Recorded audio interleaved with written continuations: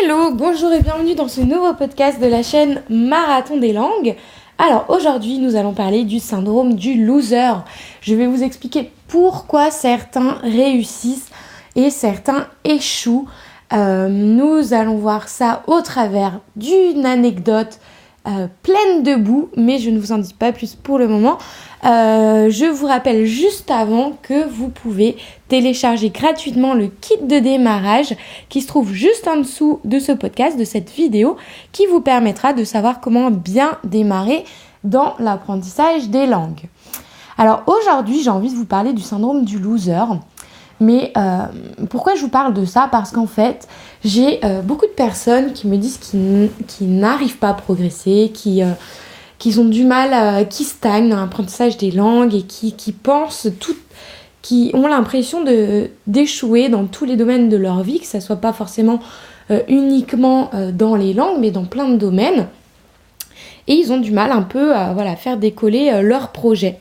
Donc j'avais envie de répondre un peu à ça aujourd'hui dans ce podcast, dans ce nouveau format que je vais développer davantage sur la chaîne. D'ailleurs, n'hésitez pas à me dire dans les commentaires juste en dessous si c'est un format qui vous plaît et si ces podcasts vous plaisent, s'ils vous aident surtout, pour savoir si je continue à en faire davantage ou pas.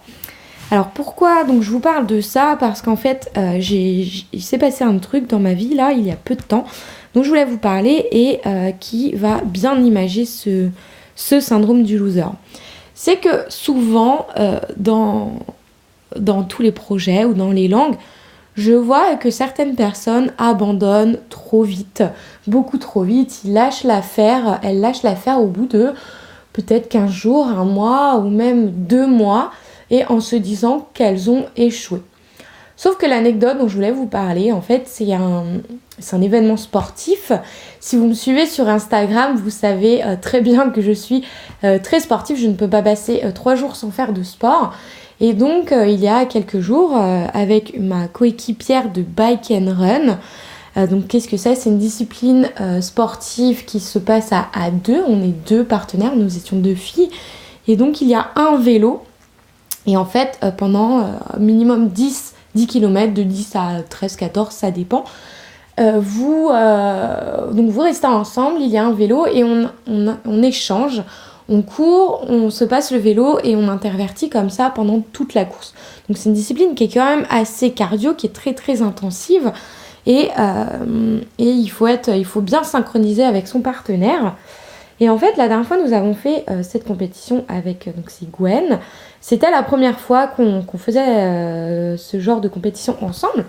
Donc, il nous a fallu un peu le temps pour se synchroniser. Et en fait, le problème, c'est que on a eu beaucoup de problèmes pendant cette course. C'est-à-dire, on a eu des problèmes mécaniques avec mon vélo notamment, qui déraillait sans arrêt, il avait pas été entretenu depuis un moment, donc c'était une erreur de ma part. Et du coup, on déraillait sans arrêt et on a fait des vols planés, je vous jure, je crois que c'est moi qui en ai fait le plus. J'ai fait des chutes sans arrêt avec ce vélo et dès le début de la course, en fait, il y avait une très grosse côte. Et moi, je suis assez bonne en côte, j'aime bien pédaler en montée. Donc là, on remontait bien tout le monde. On était partis à la fin, on remontait bien. On avait le feu sacré. Et là, bim, je fais ma première chute, je tombe. Le temps de remettre la chaîne, etc. Je me remets sur le vélo. Je me remets en selle.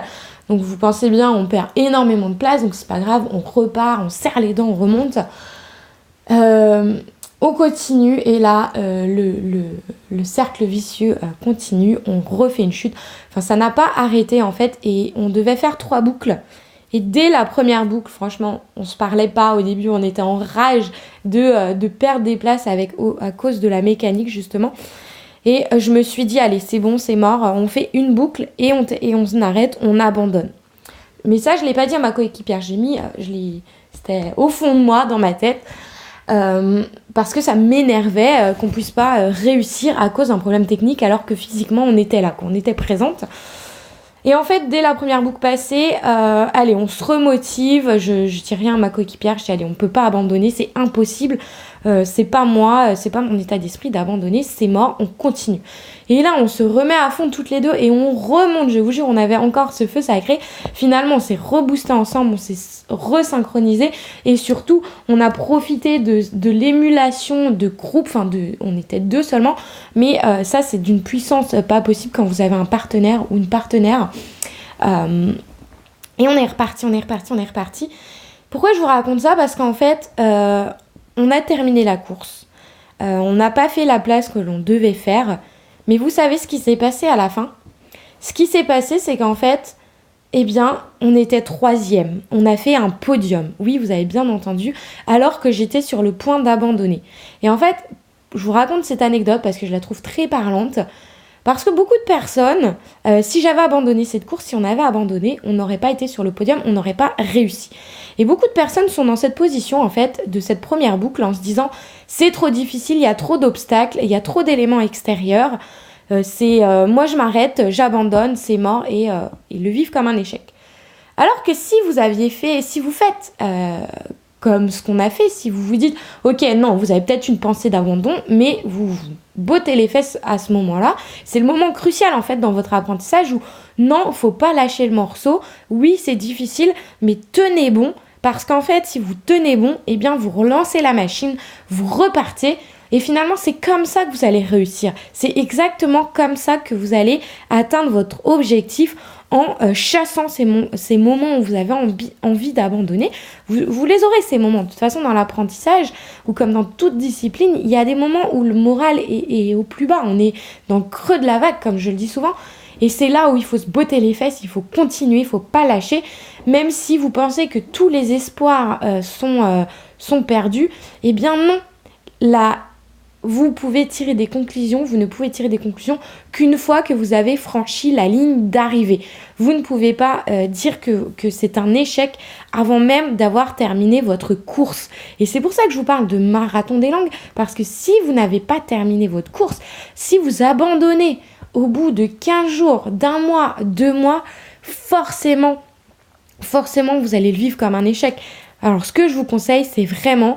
Même si au bout de 2 mois, vous avez l'impression de ne pas avancer, que ça stagne, alors peut-être qu'il faut revoir vos stratégies, peut-être qu'il faut choisir une autre méthode, mais ne lâchez rien. Si au bout d'1 an, vraiment, en étant régulier dans votre apprentissage, vous ne voyez pas de résultat, mais là, venez me voir, demandez-moi des conseils, je vais vous dire. Mais une langue, il ne faut pas plus de 1 an, vraiment, pour l'apprendre, pour pouvoir la parler couramment, si vous suivez la méthode que je vous donne. Ça, cette méthode, j'en parle, c'est la méthode que je donne à mes élèves dans ma formation d'anglais, que je vais décliner aussi en espagnol bientôt, certainement cette année, mais c'est une méthode qui fonctionne. Et allez parler avec tous les autres polyglottes, les personnes qui parlent plusieurs langues, demandez-leur leur avis, vous allez voir. Il ne faut pas 10 ans pour parler une langue. Il faut quelques mois, il faut en 6 mois parler anglais, c'est possible parce qu'on a déjà des racines, on a déjà l'anglais de l'école. Et une langue, là, j'apprends le russe, en 1 an, c'est faisable. C'est bien sûr possible. Il n'y a pas besoin de 10 ans pour parler une langue. Donc, s'il vous plaît, tenez le morceau, serrez les dents si vraiment c'est votre rêve, si vraiment vous voulez parler une langue, vous allez y arriver. Si vous persévérez, et c'est surtout ça en fait le secret, c'est de persévérer jusqu'au bout et là vous pourrez dire que vous avez réussi. Et ça, j'en suis convaincue. Là, je vous ai encore donné un exemple avec cette course. L'abandon n'est pas une option. On n'abandonne pas en cours de course. C'est pas possible. Si vous abandonnez en cours de course, c'est que vous n'avez vraiment pas envie. C'est que vous n'avez pas spécialement envie. Parce qu'il y a beaucoup de personnes qui disent « Oui, un jour, j'aimerais parler anglais. Un jour, j'aimerais... » Mais non, je suis désolée. Si vous dites ça, c'est que vous n'avez pas envie. Donc, arrêtez, lâchez ce rêve et faites autre chose. Ou ce faux rêve. Mais si vous voulez vraiment y arriver, vous y arriverez, j'en suis convaincue. Donc voilà, tenez, serrez les dents, allez-y. Et surtout, ne lâchez pas vos rêves. Les rêves sont faits pour être réalisés. Donc voilà, c'était ce que je voulais vous dire aujourd'hui dans ce message enflammé. Si vous avez aimé ce podcast, n'hésitez pas à le commenter, à le partager, à laisser vos commentaires, à le liker. N'hésitez pas à me poser votre question, à me dire si oui ou non vous êtes prêt à tenir le morceau et surtout donnez-moi des nouvelles aujourd'hui et dans 6 mois et dans 1 an où vous en êtes. Si vous lâchez pas le morceau, vous y arriverez. Donc je vous dis à plus tard dans la prochaine vidéo ou dans le prochain podcast. À plus tard, excellente journée ou soirée selon le moment pendant lequel vous écoutez ce podcast. Ciao les amis.